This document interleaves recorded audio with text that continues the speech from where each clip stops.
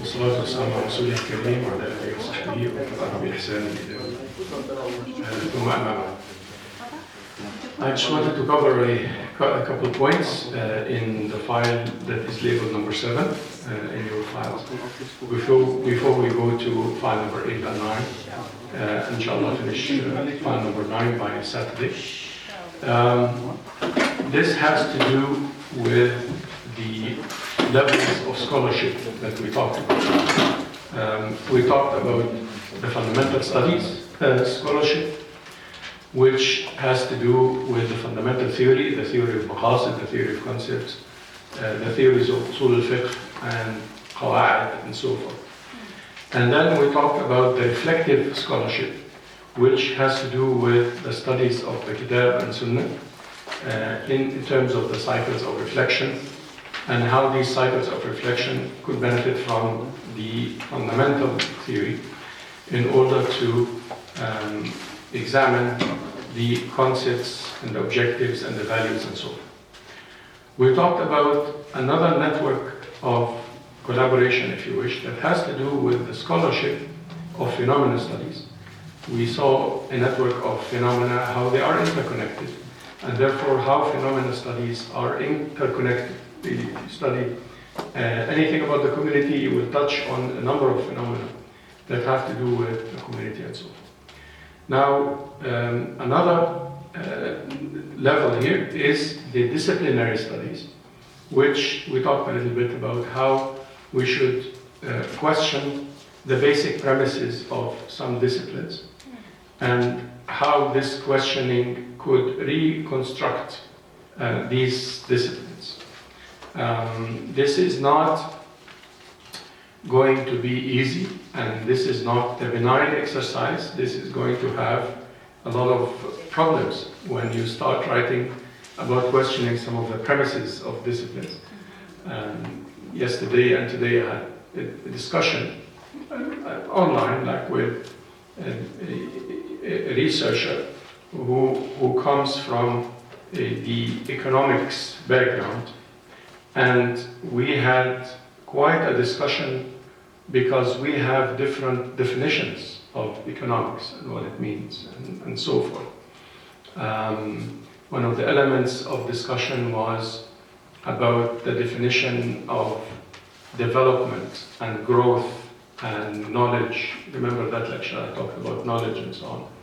So one of our researchers was talking about the separation that we mentioned between the economic freedom and the personal freedom or the basic freedoms, and that these are two different theories and two different tools, because when countries are assessed based on economic freedom, they are assessed based on how much the regulations allow business growth and economic growth versus how much these regulations, and if there is corruption, that does not allow business growth and economic growth.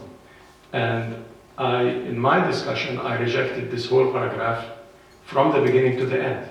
I don't think that any of these concepts is correct from the Islamic point of view. The concept of growth is not an Islamic concept. In fact, we have a takathur as an Islamic concept that is equal to growth.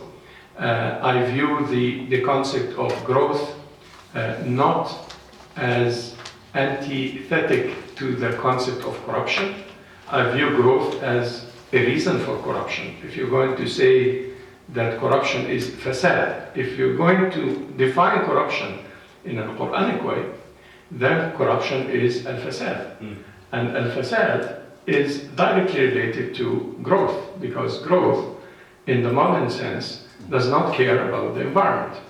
And therefore, in order for these countries to raise their GDPs and continue with their curve up, that at the end serves the club of the 1% anyway, and the actual income of the average citizen has been going down over the past century, then we are talking about growth as a form of corruption. not as a measurement of economic development in the country. Yes? Just on growth, in Islam, wouldn't there also be halal and healthy growth? Yeah. Because if you just say growth and you just say growth just like that without explaining it, then it means in a Muslim person, business person who follows the business etiquette according to Islamic law, his business cannot grow in that sense. I'm talking the literal sense now, grow. Sure.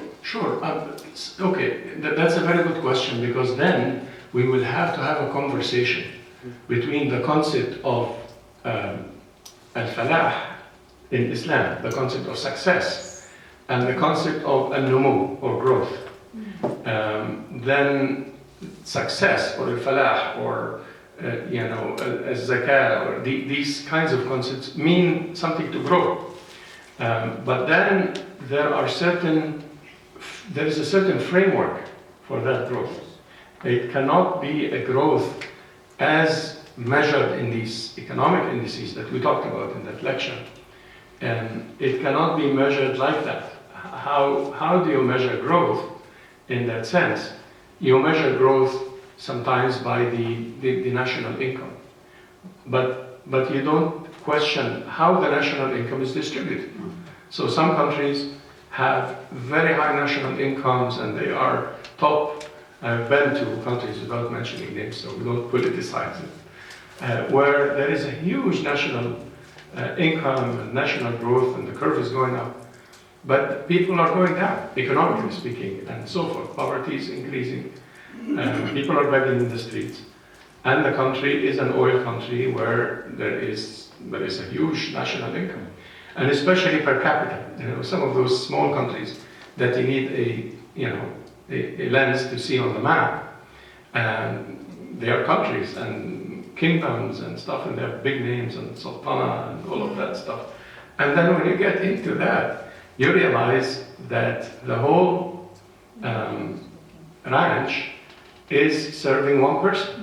It's not really a country. It's more or less a ranch, and it got really a little bit bigger, and and so forth. So basically, if we're going to get into disciplinary studies through this, we're going to have to question some basic premises. How do you define that? We mentioned in lecture 2 or 3 that the knowledge index that focuses on literacy. And one of the points of that discussion in the morning was that literacy is how come literacy is not enough to measure education in a country? Because literacy is just how to read and write. But what is the quality of your education? That is very important. It's not enough to read and write. And then when you speak, you speak and you think and you plan everything that is not part of the Islamic paradigm. And therefore, you read and write in a way that is contrary to the Islamic objectives. And we talked in that lecture about the importance of social sciences and humanities versus the sciences or natural sciences that the World Bank and etc.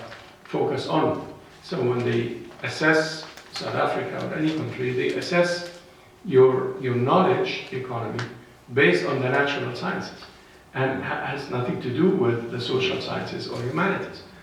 And then the question I got in that discussion was, yeah, but social sciences and humanities are basically useless. I mean, there are people who, they study history and philosophy and poetry and stuff. They don't benefit the economy. I said, well, that's a wrong definition of the economy, because the economy has to reward those who produce arts and poetry and literature as much as rewarding those who produce bridges and cars and computers. But of course, there is a huge difference when you are even a teacher or a professor of computer science versus a professor of Arabic language or literature or history. So you are a scholar of history and you're begging in the street, but if you're a scholar of architecture and engineering, of course you will be fine, because you are meeting a need. If you're a scholar of medicine, you'll be more fine, because your profession is tied to the pharmaceutical industry. It's not because your profession is difficult. It's as difficult as studying law, or studying poetry, or studying history. But it is tied to certain value that is given to your profession, and that value is an economic value based on particular indexes. And therefore, you sell something and you make a huge profit, and you sell another thing and you don't make any profit, right? Because the first thing has a perceived value from the customer, which is medicine, cars, etc., technology. You sell a small gadget that does not cost $5 for $1,000, and you make 90% profit because there is a perceived value of that phone. But the phone itself doesn't have value, okay? But there is value for the intellectual property of the phone. Bluetooth has a patent, and the touch screen has a patent, and this and that, many, many patents. And the medicines too have patents, etc. Now, what is that? Now, links to those who attended the lecture last week in terms of the patents and so forth.